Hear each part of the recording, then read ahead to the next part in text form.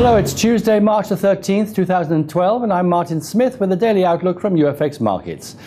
The US dollar traded mixed against most of the major currencies as stronger US economic data reduced bets the Federal Reserve would add to monetary stimulus and bolster demand for the currency. Stocks ended mixed as the Nasdaq declined by 0.16% and the Dow rose by 0.29%.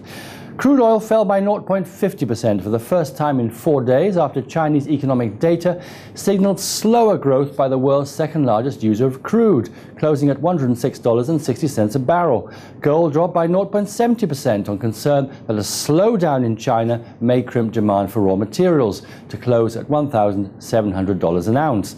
Today, the federal funds rate is expected to remain unchanged at 0.25%. The euro pared losses against the dollar before ministers from the region's 17 nations gather in Brussels today to sign off on €130 billion, that's $171 billion second passage for Greece. The International Monetary Fund will be discussing a third bailout for Greece at its meeting later this week.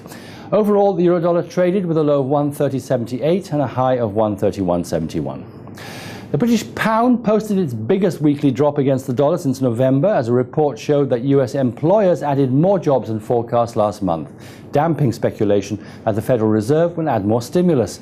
Technically, the pound dollar continues to remain bearish as long as it remains below the 157.40 resistance level.